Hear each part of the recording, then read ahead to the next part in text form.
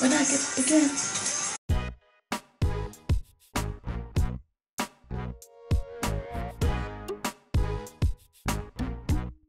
What's up, peeps? This is Shay coming at you with a brand new Read With Me Fridays. How are you today? This week has been very black. Black Panther for last Friday and Black Panther for Monday. I'm going to continue the black trend this week because I am actually going to talk to you about some of my favorite black authors. I have actually never read any YA black authors. Well, I guess I have, but I didn't realize it was YA. I just thought I was reading adult books, even though I was a young adult myself. When I read it, I was actually in high school and I read most of these books. And one was required reading and the rest of them were just because I wanted to read them. But they're really, most of them qualified as adult books. There's only like one that is a YA novel. My first author I want to talk about is Soar, Neale Hurston. That was my required reading. I had to read it for school. I think it was 12th grade. So it was actually after a lot of these other books that I've read. I had acquired a taste for good literature by 12th grade. And of course this was required reading and I'm like, oh, I hate when people tell me what to read. I don't like it. So anything that was for English class was a problem for me. I was not very good about reading those. But Their Eyes Were Watching God was, well, the required reading was another Soar Neale Hurston short story. And then I heard about Their Eyes Were Watching God and then I read. Because of the required reading, it has taken me towards the one book that she wrote, Their Eyes Were Watching God. And I can remember feeling like this woman is just a really good, like she had insightful things. She was ahead of her time even back when she was writing this around the time of Langston Hughes and everything. Langston only did poetry and she was writing novels with like messages about feminism and colorism and racism. And I thought, oh yeah, this is really, really cool. But while I was reading it, I was just relating to the situation as a young person. I was relating to the situations that she was laying out on there, and I was not really thinking about how she was teaching me a lesson. And now that I'm an adult, I'm a grown person, I can analyze and think about what it is that she was trying to teach us about. Even back then, there were feminists, there were women who they were looked upon as disgraceful and different, but persevered and were, I don't know what to tell you. Like, it's just, they were amazing. Okay, so Their Eyes Were Watching God is about a story about a woman named Janie Crawford, who at 18, her grandmother wanted her to be a proper lady. So she married her off to an old farmer because he had land. He had like 60 acres of land. And she married her to him. But what Janie wanted most of all was love. Janie ran away from her husband once she was married at 18. I mean, she lasted with her husband maybe a couple months, and she ran off with a man named Joe Starks. Joe Starks was an idealist man who came, he was walking through town heading to a place called Eatonville. He was about to build a whole community called Eatonville. And she was so beautiful. Janie was so beautiful, and he was so jealous and scared that somebody was going to take her. He didn't understand how much she loved him. She actually fell in love with Joe, but Joe was just more about his image, but he didn't trust that love. Like, he saw how other men were looking at her, and so he began to shut her down and abuse her, not physically but mentally. Eventually it got to the physical point, and I believe she was actually poisoning him little by little, and Joe finally dies. And then this man by the name of Tea Cake comes to town, and he's a free spirit. And she finally finds what love is. And wonderful story to read. It's got some great imagery, and of course, in the style of Soar, Neale Hurston, the language, as you read the story, like you can hear the characters' voices. The way she writes their voices, it's amazing. Like I really enjoyed all of her writings. The movie, starring Academy Award winner Halle Berry, was released on March 6, 2005. My next author is Alice Walker, and I don't know, if you're black, you know who Alice Walker is. Alice Walker is the person that wrote The Color Purple. This is a book that I picked up after watching the movie, like I don't know, a million times. I mean, I've been watching The Color Purple since I was 5 years old. It's an amazing story. I don't think I've actually ever heard of any of her other books, and I'm pretty sure she has others. But The Color Purple was my favorite book for a long time. I picked it up to see how different it was from the movie. That was the very first book. I watched the movie first and then read the book. It was the very first time I did that. And I wanted to see what the difference was. The book is so different from the movie. It has so many themes in there. It tackles the themes of racism, sexism, and colorism. And it has LGBTQ issues within it. Like, it talks about a girl named Celie who is considered ugly because she's dark skinned, and she's just dark skinned. That's basically it. And she's too dark, and so she's too ugly, and she is abused by her father after her mother died. She has her children taken away.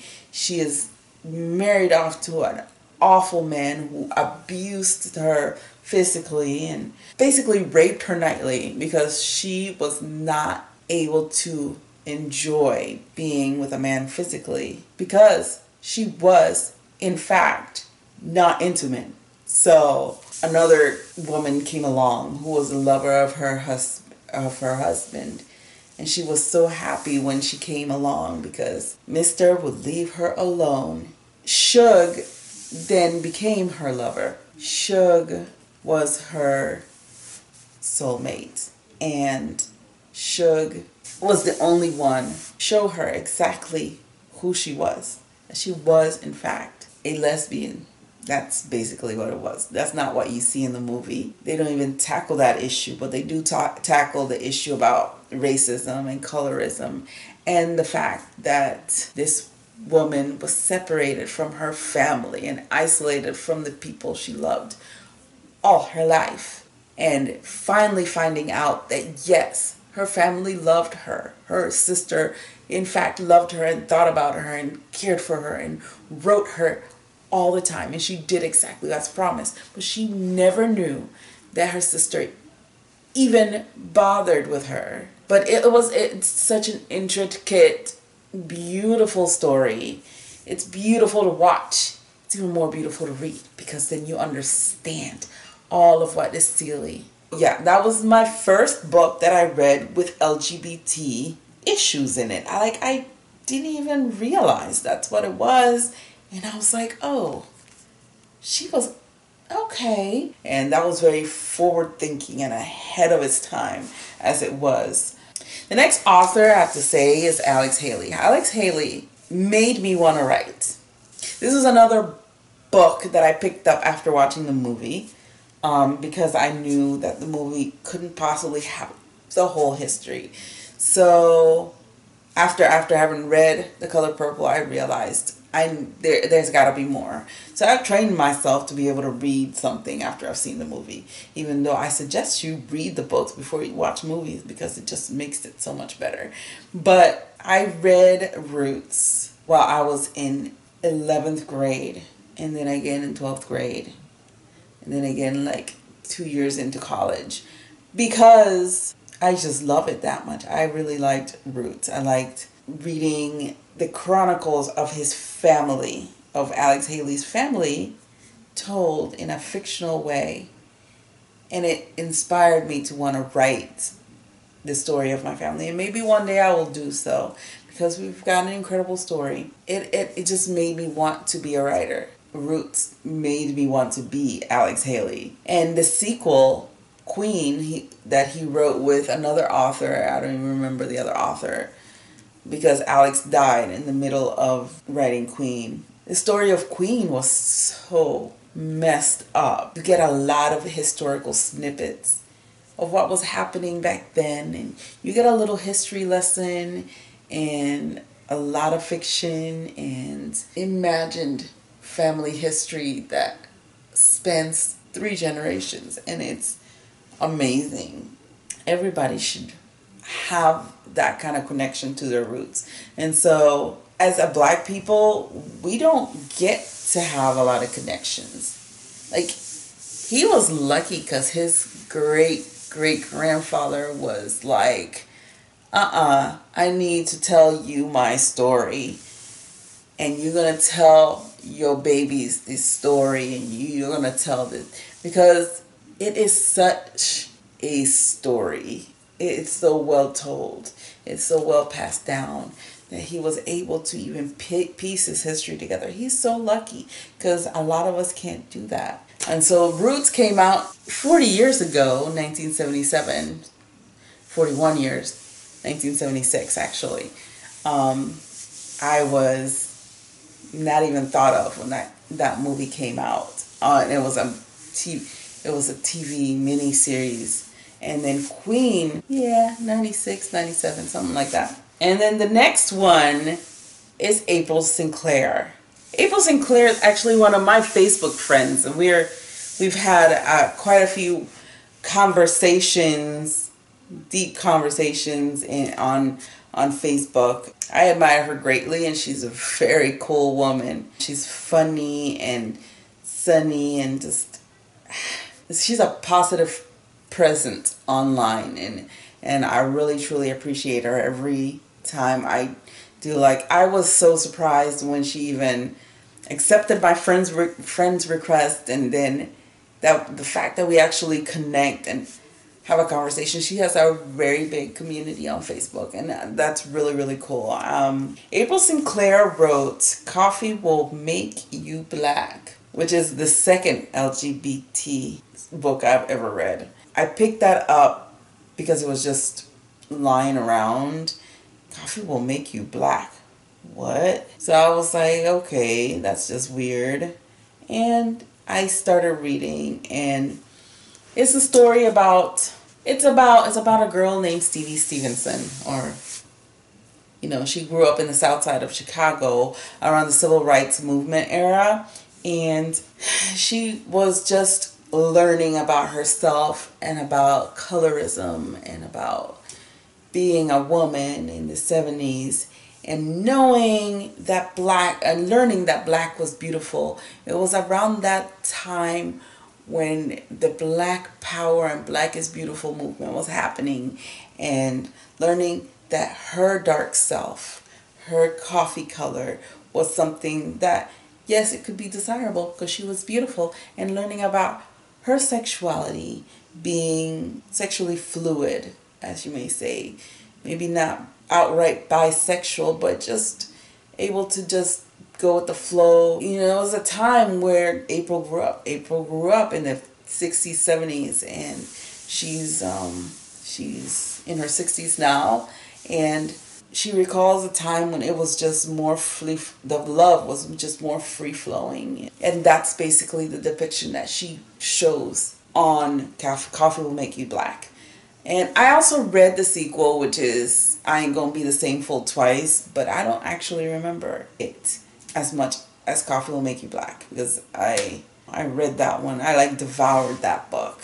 I heard, as I talked with her on Facebook and stuff, she would post every once in a while. She had been in talks to make a movie about Coffee Will Make You Black. So Stevie could possibly come to theaters sometime soon.